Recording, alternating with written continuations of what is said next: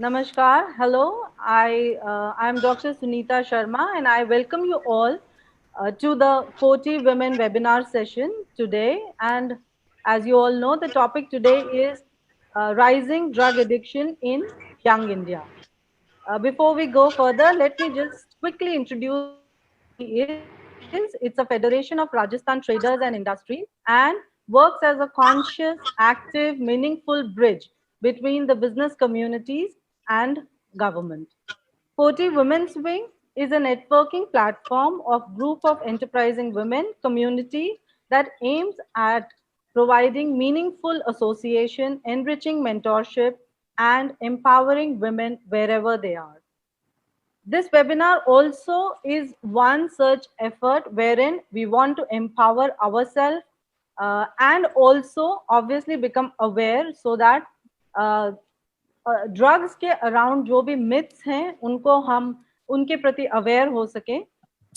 So before we go further, let me just introduce the panelists today. With us Dr. Pooja Agrawal. Hello Pooja ji. She's आपकी भी OT आ रही है. She is the Vice President of Arya Group of Colleges. She herself is an MBA lawyer and a TV presenter and a mentor to all teachers. And so welcome to the show. Welcome. Thanks, Sunita ji, for having me over. Thank you.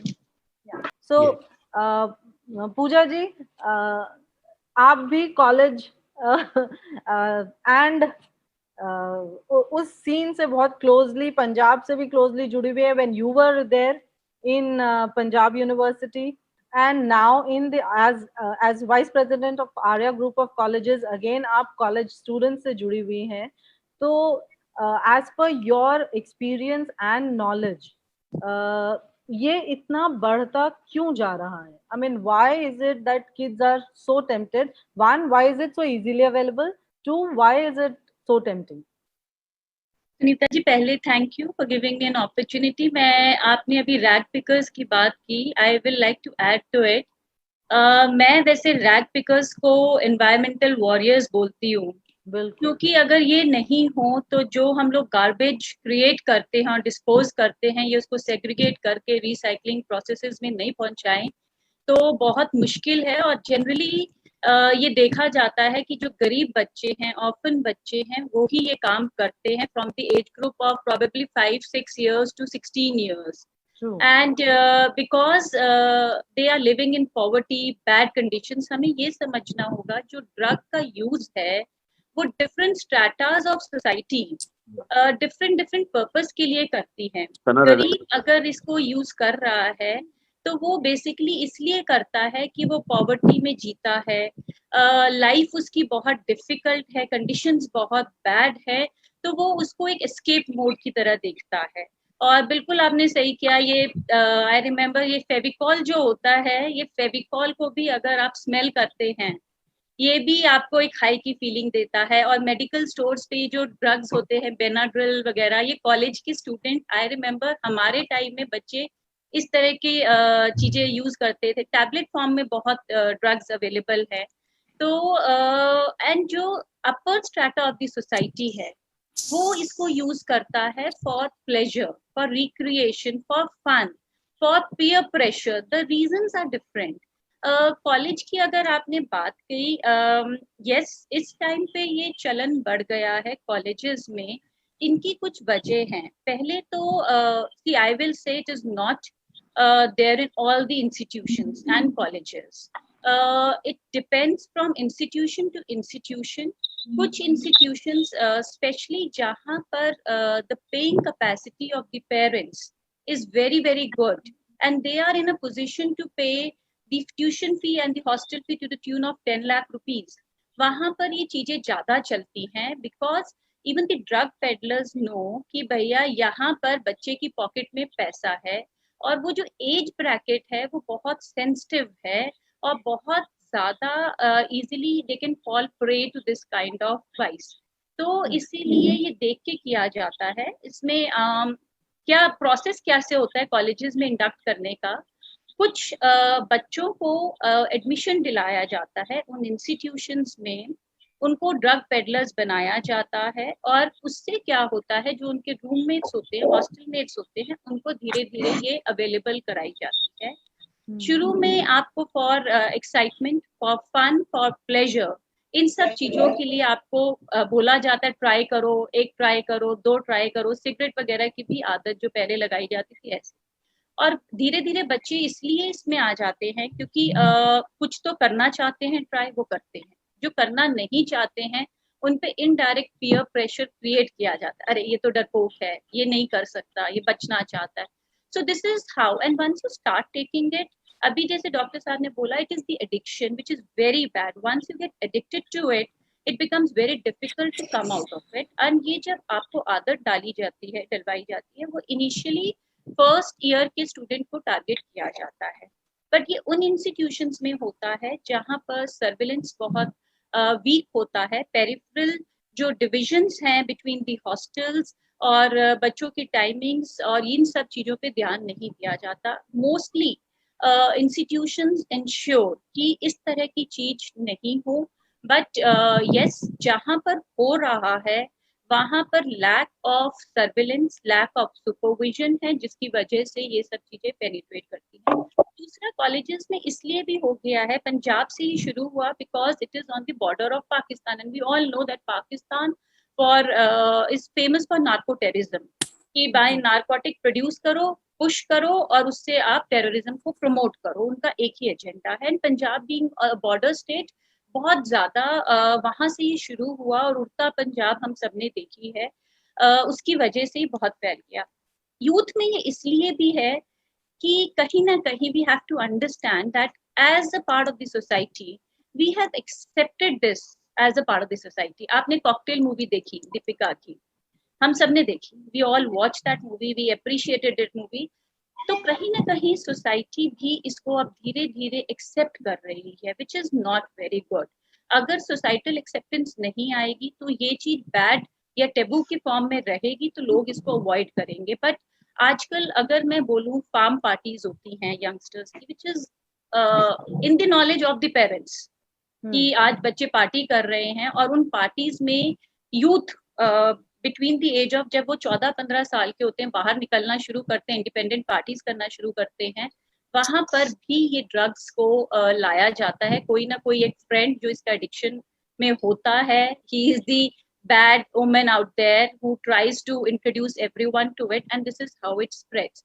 So the social, and आजकल हम ये जो social platforms हैं, media platforms हैं, Netflix हुआ, prime हुआ, even the TV, इन सब पे कहीं ना कहीं डायरेक्ट और इनडायरेक्ट मैनर में हम लोग इन चीजों को दिखा रहे हैं और इनकी एक्सेप्टेंस दिखाते हैं। मूवी में हम दिखाते हैं कॉलेज का बच्चा रात को डिस्क में जाता है और वहां पर ड्रिंक एंड ड्रग्स करता है, तो वो कहीं ना कहीं हम इनडायरेक्टली साइकोलॉजी में हर इंडिविजुअल की बिठा रहे हैं कि yes, this is the norm of the society, and we are being influenced by the West a lot, which is indirectly destroying the fabric of the culture that we all are known for, that India is always have been known for.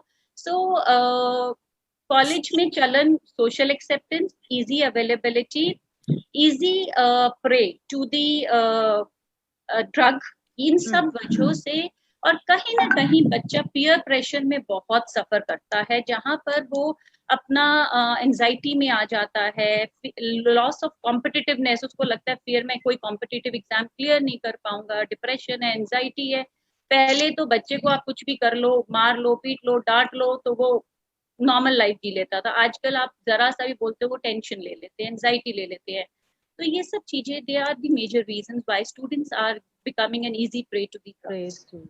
पूजा जी, आपसे मैं पूछना चाहूंगी, अभी हम बहुत आसानी से everything is on every other external circumstances, whether it's about availability, it's about social media, it's about TV, films.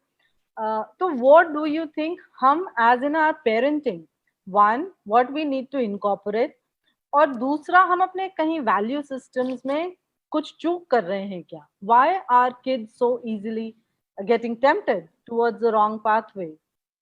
It's a very difficult question, to be very honest, because there is a bitter truth behind it. We ourselves are responsible for the actions of our kids and the path that we are choosing for them. I always believe that, good parenting is a constant effort. आज हमारे पास सब कुछ है. अगर हम materialistic terms में comforts की बात करें, we have everything. The only thing that we are not able to provide to our children is our time, attention, care. हम लोग केयर दे रहे हैं in the form of support system, staff, maids, car driver, gadgets. हम हर तरह की provision उनके लिए कर रहे हैं. उनको कहीं जाना है, कोई ट्यूशन लेना है, घर में अच्छा खाना खाना है, कुछ भी है, हम सब कुछ कर रहे हैं उनके लिए. बट जो हम नहीं कर रहे हैं वो है अपना टाइम और अपनी इन्वॉल्वमेंट, जो हम बच्चों में हमें करनी चाहिए. इसकी वाजिब वजह भी है कुछ हद तक. पहले जॉइंट फैमिली सिस्टम होता था. एटलीस्ट जॉइंट फैमिली में अगर आपके ब्रदर्स और उनकी फैमिली साथ नहीं रहती थी, एटलीस्ट ग्रैंड पेरेंट्स साथ रहते थे. बट अब न्यूक्लियर फैमिलीज हो गई हैं और रिक्वायरमेंट, फाइनेंशियल रिक्वायरमेंट इतनी बढ़ गई है कि बहुत जरूरी हो गया है आपके लिए कि both the parents are working, they are educated and it's good. But आजकल जब आप वर्क पे जाते हैं तो it has become a very tedious affair in the sense that work requires a commitment of 9 to 12 hours, which is very very high. बच्चा school जाता है 5 से 6 घंटे के लिए, 5 से 6 घंटे के बाद वो घर आ जाता है, जाता है. But still there are 4 to 5 hours where the child is unsupervised, unescorted, and during that period the child is free to do what that child wants.